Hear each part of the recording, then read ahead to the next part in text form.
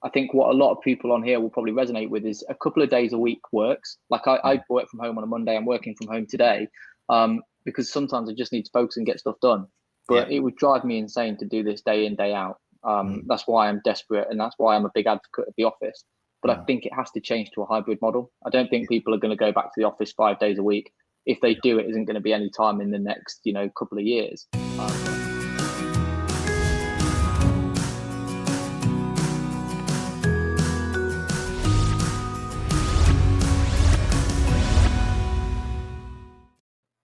Afternoon, everybody. My name's Richard Moore, the CEO and founder of DME. And I just want to welcome you to the July episode of the AskDME live show. Yes, we've got episode 6. So if you're new to the show, if you haven't been to any of the previous 5 shows, it's a mix of Q&A and inviting special guests on. We're really always focusing on business growth, areas to support businesses as they grow.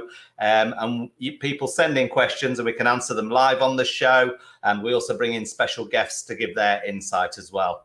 So if you want to engage with the show, the best way is through the LinkedIn live event. So everyone who's attending through the LinkedIn live event, you'll see there's a chat area on the left of your screen.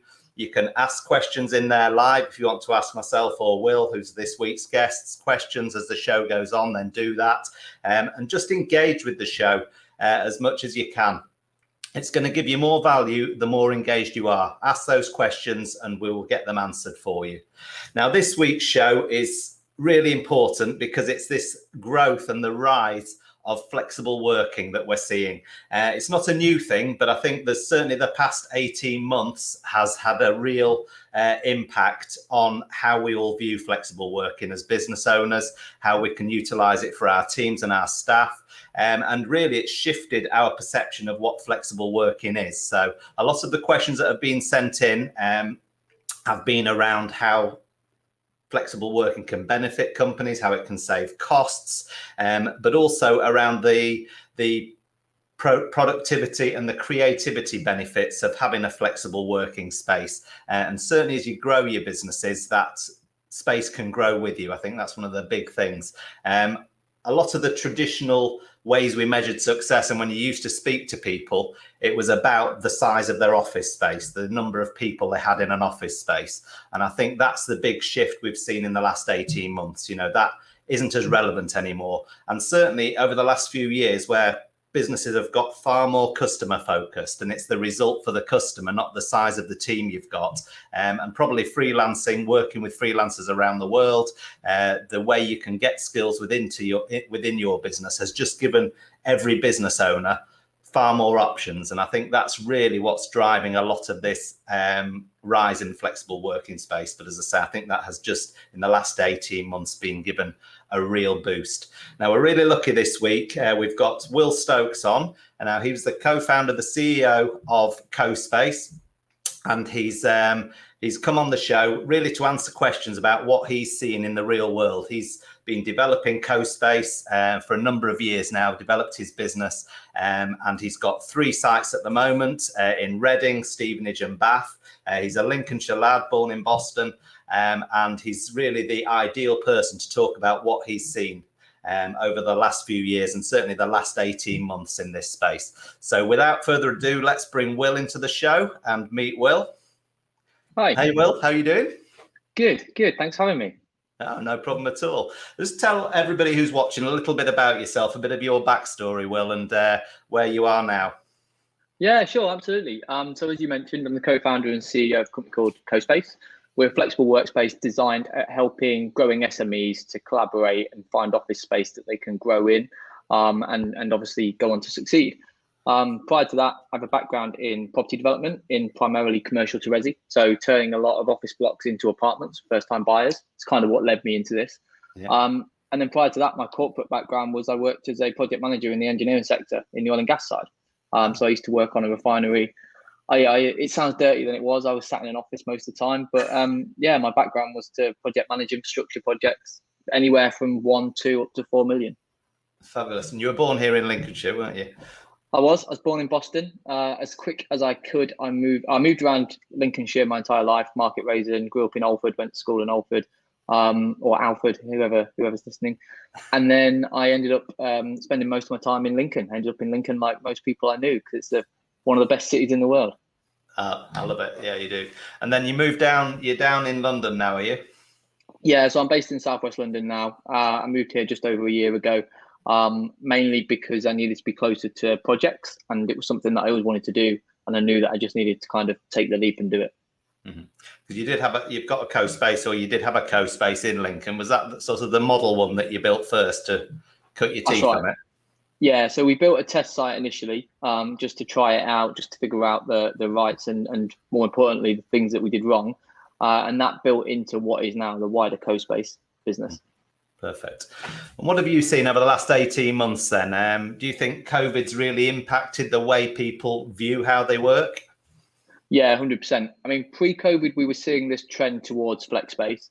And flex space is different things to different people, but as a primary focus, it's around flexible office suites that are flexible in terms, flexible in size, all these different aspects. And we were starting to see that trend move out of London. If you're in London, then there's several offerings of co-working, of flexible workspace, but we weren't really seeing that outside London. We were starting to see it move into the regions. COVID's just accelerated that.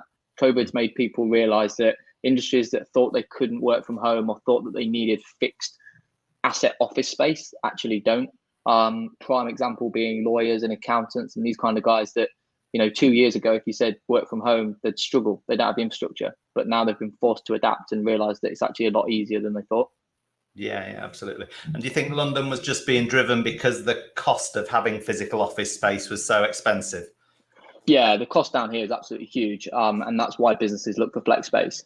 There's several benefits which we can cover off shortly, but the fundamental is you only really pay for the space that you use. If you're in the regions, if you're somewhere in Lincoln, it doesn't matter about having meeting rooms sat vacant most of the day because it's just covered in your overhead. Whereas if you're in central London, that meeting room that's left vacant, you're paying a lot. So there's been a big drive towards flex space. Awesome. Yeah, and it's no longer the sole domain, is it, of the solopreneur? I mean, it's a question we had asked that you always associated hot desking with new startups having flexible office space, with a solopreneur or digital nomads traveling around with a laptop and running their businesses from a laptop. They'd be the guys who would be predominantly using flexible working space. Have you seen a real shift towards the big boys, more corporates taking this seriously in bigger businesses? Yeah, absolutely that. It's very interesting because co-working, again, means different things to different people. Co-working's almost been skewered by this WeWork style of working where, there's people that walk into our space and expect it to be millennials that are 19 with laptops and, beanbag culture. And it's like, well, actually co-working is about bringing people together. It's about creating a community and it's about everybody moving forward together. That's the core focus.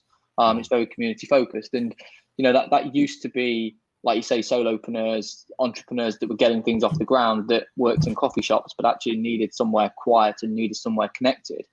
And now bigger businesses are going, well, do you know what? Actually, that's what our new workforce require. There's a big drive towards that.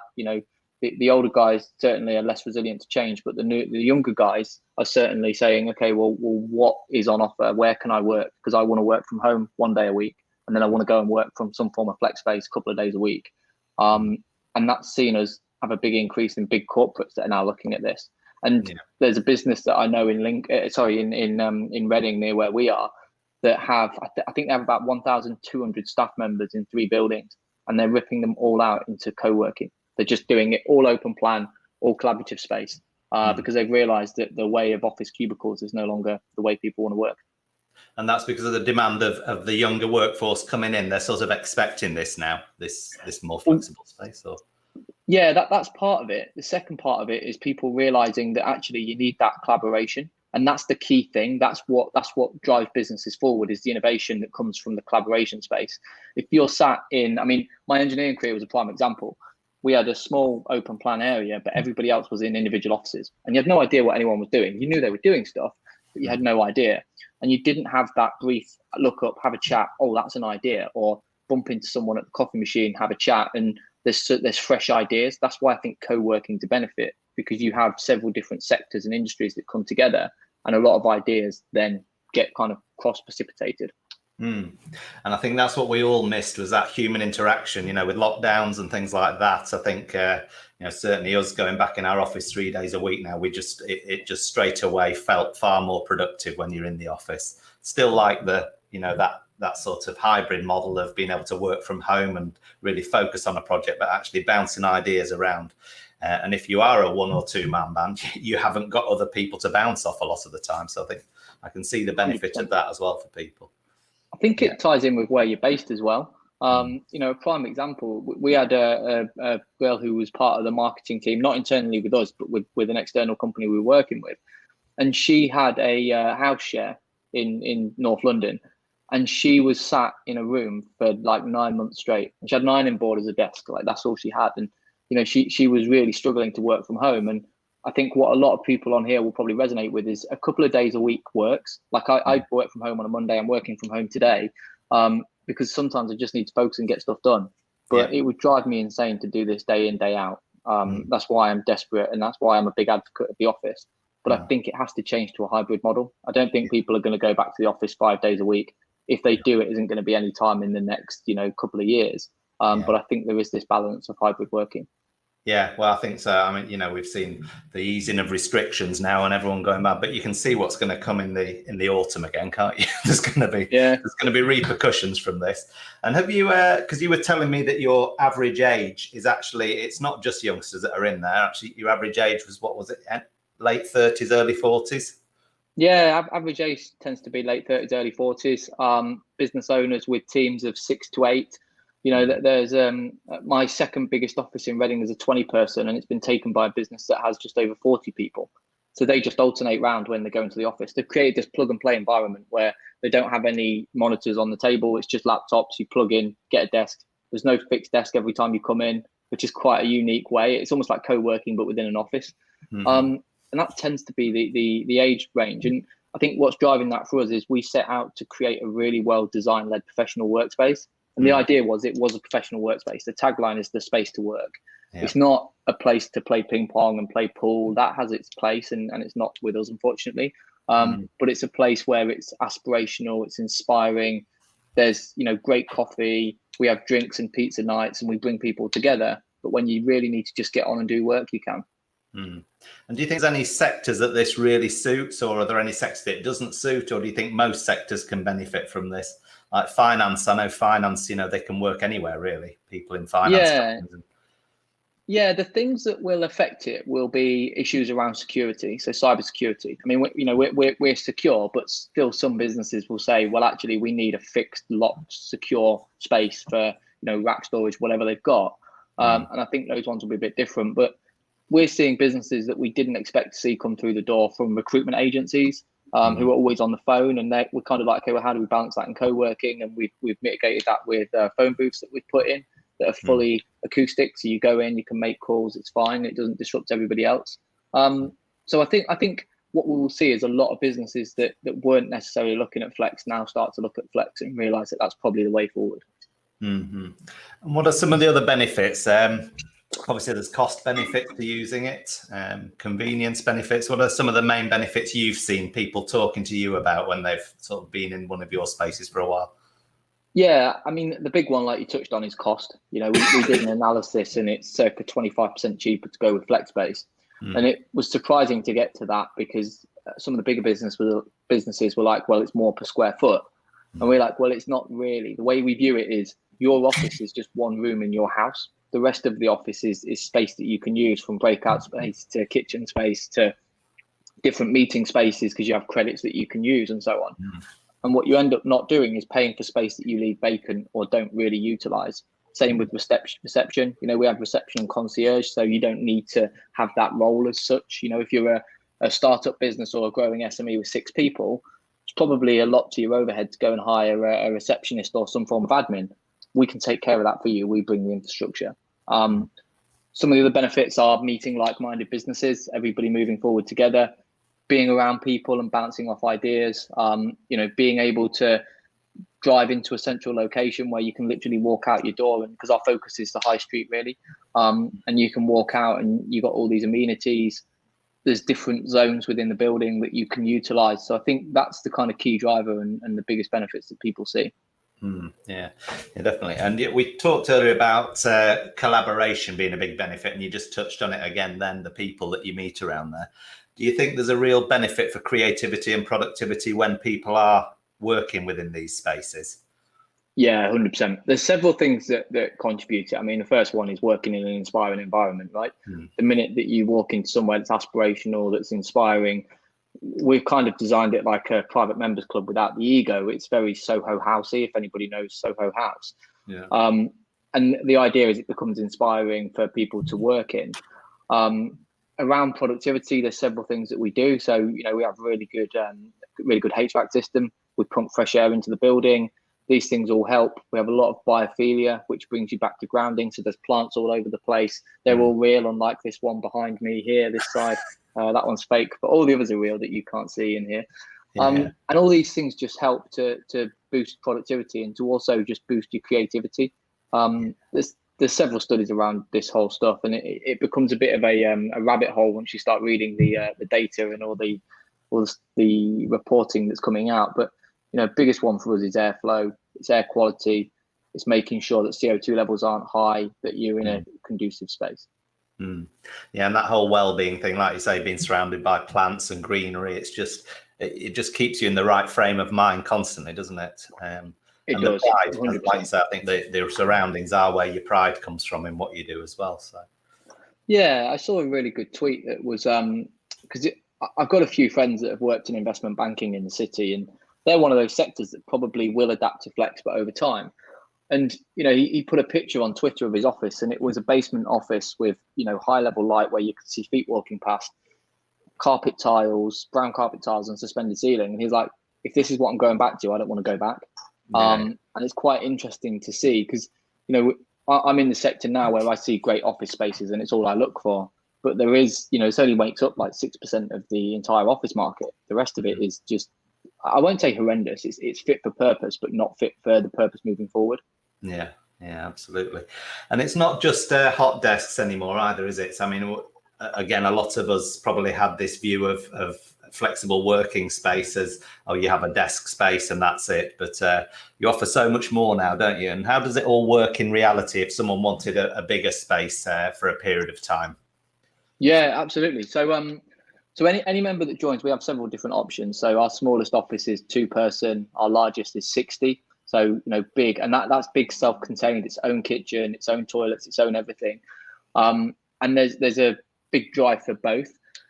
Whenever somebody joins or a member joins, they can scale down up to 25% during their term. So if they join for 6 months and 3 months down the line, they go, well, actually, we've let 2 people go, or they've left and we don't need this much space. They can scale down.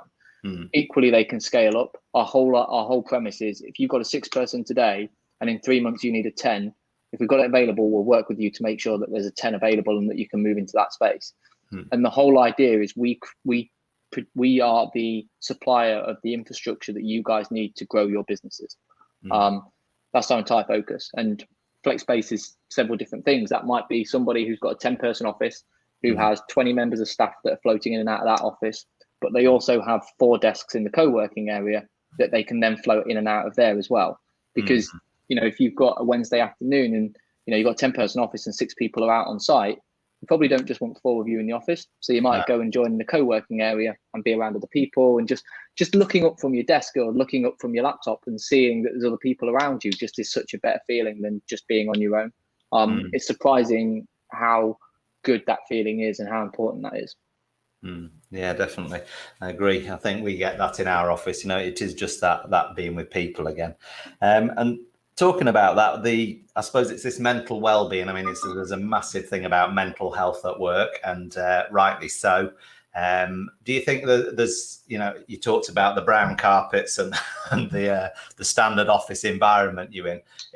Have you seen a lot more of a move to flex spacing because people care so much more about their employees, about their workforce, and just generally giving them the best environment to work in? Yeah, 100%. I'm a big advocate of mental well-being and this entire piece, which is probably why it carries through into a lot of our office design, from color palettes to styles to zones. to making sure that if you need to just step away for 5 minutes, you've got a space to do so. I think, especially in the industry that we're in, where we're quite entrepreneurial and so are the businesses that come through our doors, you get very caught in this run, and you forget to actually take a step back and, taking that 5-10 minutes, whether it be up on the roof terrace or in one of the lounge spaces or, just in the kitchen and sat at the island to actually have a coffee or something. It's very key. I read the Pixar book from Steve Jobs, or that was around Steve Jobs. And one of the things that I took from that we then put into CoSpace design was to have the kitchens all in one location as far away from the offices as we can. Yeah. And that sounds kind of counterintuitive, but the reason for that is you have to get up from your desk, you have to walk, you have to go to the kitchen, which is a separate area. So it takes you out of that office area. You'll bump into different people and it just gives you that 5-10 minute break that you need. And that's why I'm so key on doing that. Yeah, that's that serendipity thing, isn't it? Of things happening by chance, and you sort of making that and building it into people's days by doing that. 100%. Yeah, and we do several other things. I mean, we're starting to be more and more smart connected. We're very focused on smart buildings. So that will be, So what we've got in place at the minute is we can track CO2 levels, we can track airflow, we can track air quality. What we're putting in place is so that we start to recognize when the last person in the office is, and then things turn off. Yeah. When we know 5-10 minutes before somebody's coming into the building, we can turn things on. So we start to adapt to what the needs are versus just having the lights on, the HVAC flat out from 7 till 7, which is A, not environmental, B, quite costly. So how can we get better at, not only the environmental impact, but actually the impact that we can then take that cost saving and put it more into members' experience? Yeah, absolutely. And so let's move on to business growth. I mean, most people watching this video will be watching the show will probably be business owners who are growing their businesses and thinking, how can I grow the business smarter, maybe not follow the old traditional model. How have you seen businesses who've used CoSpace use it to grow their businesses? Have you seen anything that's worked really well and you thought, that's a great way of using flexible space and flexible working? Yeah, it's a very good question. We obviously had a chat yesterday, and one of the things I mentioned is a quote that I tend to live my life by, which is don't dig for gold, sell shovels. And in everything I do, I look at the way that I can not dig for the gold, but actually just sell the shovels. That's where the real opportunity is. And that's exactly what we do at CoSpace. We provide the infrastructure for businesses to grow and do what they need to do. FlexSpace brings with it several benefits, whether that be a 6-person business that wants to make themselves look bigger. When people come in the door, they can really wow their potential customers that are coming through, the potential investors, whatever that is, to meeting like-minded businesses that can then grow, interact with each other.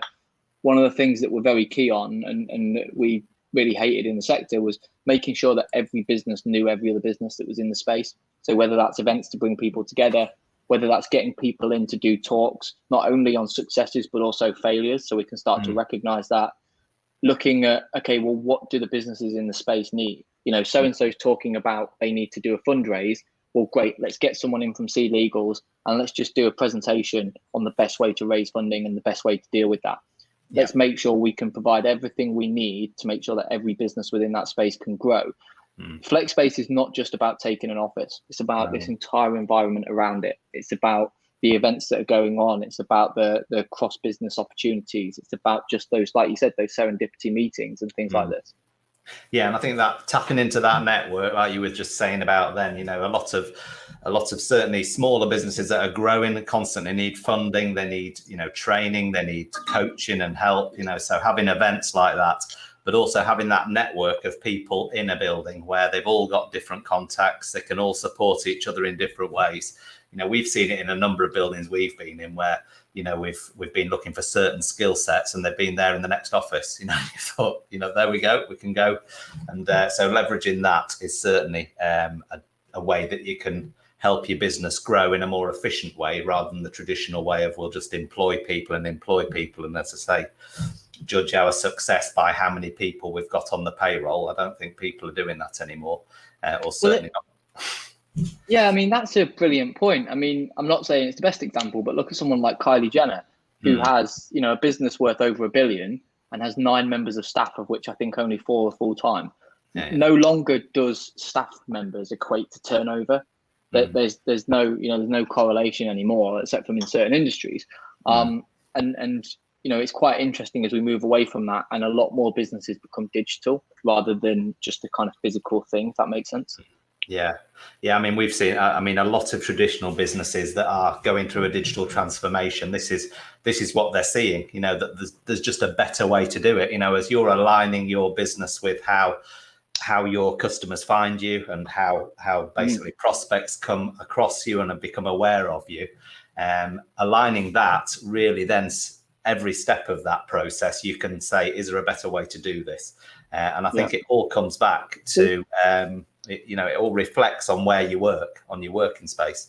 100%. It's not just in digital companies. I mean, obviously we own a digital agency, and that's, we would be looking for the best way digitally to run things, and we don't have to be tied to a space. But even in manufacturing, engineering, those sorts of sectors, you can see them thinking like that now, because they're not going to go to a big trade show anymore. They're not going to be sending people to trade shows for years, because they've learned now how to generate leads digitally, and that's... Well, across that, the similarities are every single business needs systems and processes, and all that is digital.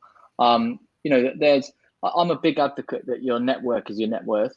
And I think every single bit of success that I've had or that someone could point to tends to be because I've met somebody, a prime example being me and you. So, we had an issue with our sales pipeline and forecasting and the way we were tracking things. And I just picked up the phone to you and said, need a solution. You guys sorted us out with HubSpot. You onboarded us. You set it all up. You made it headache free and easy. And now we utilize that every day. At any point, I can go to my phone. I can look at any member of potential customer, anybody that's come through the door 6 months ago, 3 months ago, and I've got every single bit of history about them. I know what they were looking for at the time. I know what they're doing now. And I think there's a lot of power in that. And that wouldn't have happened if we hadn't met. So, this wouldn't be happening now if we hadn't met. So I think it's very surprising who's in your network and who's in your network today that you probably won't end up doing anything with until 6 months, 12 months, or 2 years down the line. But the connections today are very powerful. There's people that started in our space in Lincoln that are from huge global businesses. I mean, one of them is now based in Manchester. They've just raised at a £10 million valuation, and they started, 2.5 years ago in our little space in Lincoln. So, it's impressive.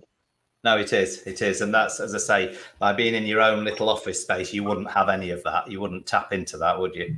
And I think cloud has just made all this happen. I think that's the difference is, we've all used Zoom, which is all cloud-based, which has opened up meetings. There's Teams, there's Hangouts, there's all different ways to have meetings now. But still, everyone goes back to, and every single business owner I talk to say it's just brilliant to be doing face-to-face meetings again, to be in a space and meeting people face-to-face.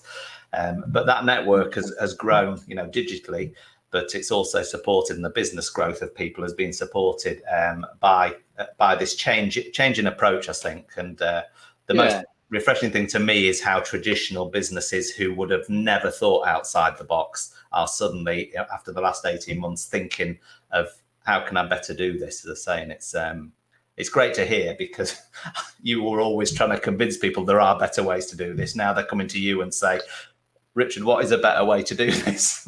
Like you did with yours. I said, how are you going to use the system, Will? And you told us what you needed it to do. And then, it was a good fit for what HubSpot could do for you. It doesn't mean it is for everybody, but I think for you, we could see straight away, this is just going to make you more efficient, make your life a lot easier.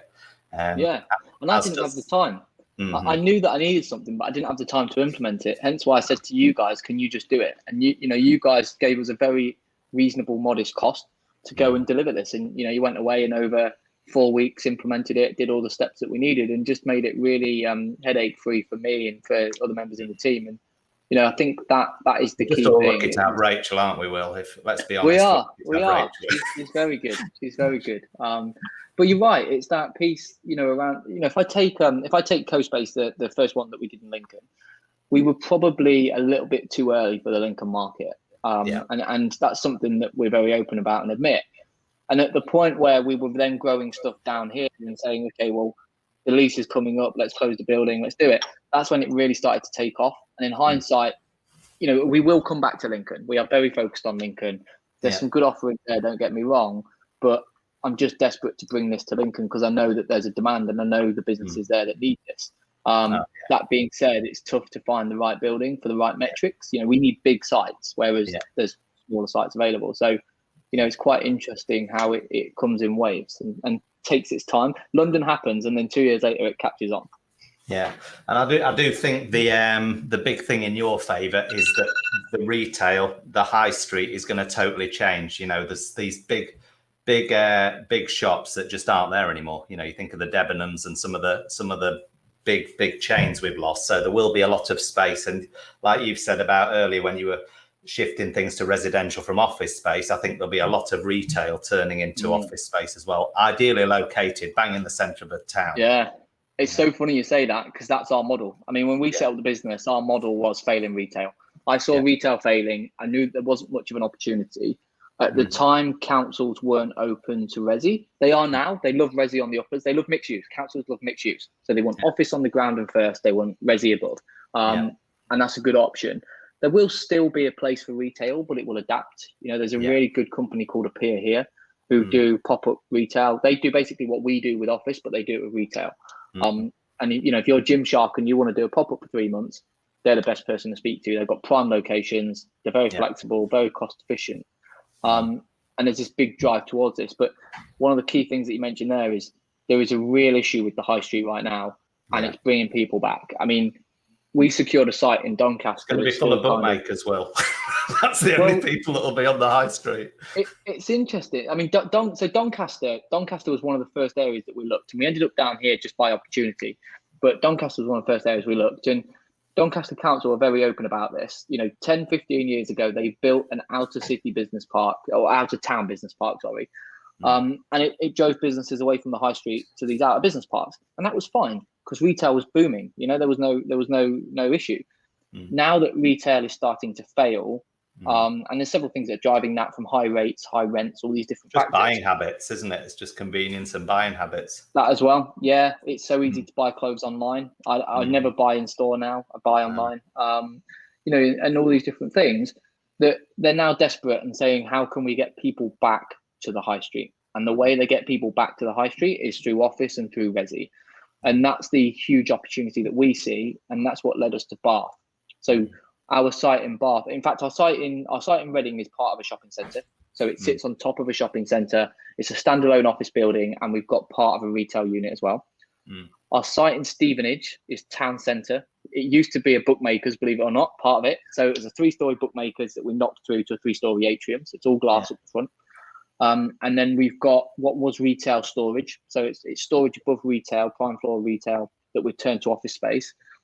And our site in Bath used to be a restaurant space twinned with several retailers. So clothing, jewelry, these different things. And we're turning that into office space. So there's a huge drive from not only landlords and building managers, but also councils towards change of use on retail. And with the use class changes, if anyone's familiar with use class changes, everything's gone to Class C now primarily. It makes it easier for you to turn retail into resi or into office or whatever, office mainly.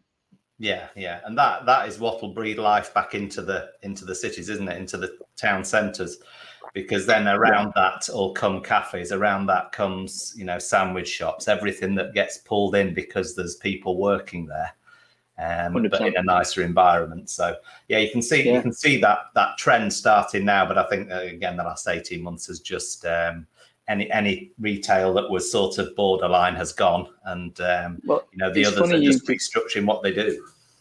Yeah, and it's funny you just mentioned. There's a look at how much space do people actually need? Can we downsize? But B, it's interesting that you mentioned cafe for 2 reasons. The first one being the fact that I have a coffee shop that launched today in Reading, which is exciting. The second being that I'm a big coffee fan. I'm an advocate of coffee. I drink a lot of coffee. I've got one right here next to me. And one of the things that so I have a few stocks and shares, and a lot of them are in related products, one of them being Starbucks and these different things. And what drove me towards that was even during COVID, people were still going to Starbucks. No matter what was happening, they still found the time and money to go and buy that coffee because of what it means. And it's the same thing as what we're starting to see in flex space versus office. There's this huge drive towards an experience versus just a product. And that's what we sell. We try and sell an experience versus just a office product. Yeah, and I think retail was going down that route pre-COVID, wasn't it? It was trying to turn everything into an experience, but a lot were just too far behind, the actual experience. Well, some are doing it. Some are doing it. Take Everyman Cinema. Cinemas were becoming very tired and outdated. We've digressed a bit, which is really cool. Odeon was pretty much, you knew what you were going to do. You knew there's, everything. Then you've got Everyman that have cropped up, and they're down here everywhere, and they've just come to Lincoln. And I don't know if you've been, it is an experience, and it's the only way I'll go to the cinema now. It is so cool, and it's just totally different. And I can see them taking retail space and turning it into that. Places like the Botanist, where people want to go, Carousel in Lincoln. I'm talking a lot about Lincoln. Wildwood was a restaurant with a cinema, wasn't it, as well? So yeah, correct. Yeah, there's some great offerings that I think we'll see. And if you look back 20, 30 years ago, the high street looked nothing like it does now. Phone shops weren't a thing, and they reckon that 80% of jobs in the future, 20, 30 years down the line, don't exist today. And it'll be interesting to see what comes and plugs that gap. We'll only be one part of it. Office is only one part of the jigsaw, and there's several other things that will contribute. Yeah. And bringing it back, it is a means to an end, isn't it? That's just how trends happen and how things change. And I think just enjoying your work is part of what we do in life. If you are doing something you love and you're in a place that really enhances that, and that was why I wanted to do this show, because we'd seen it and we'd done it in our own business. We thought, we don't want to ever go back to 5 days in an office now, because we are so much better, more creative.